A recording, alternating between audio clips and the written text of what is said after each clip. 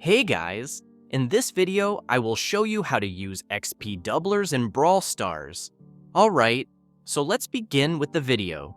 Well, first of all, XP doublers recreate a thing for you, the level up easily in Brawl Stars. But how to use them?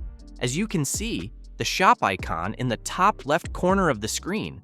Simply click on it and you will be on the shop page. Here, scroll all the way in until you will see all the available XP doublers. But how to use this?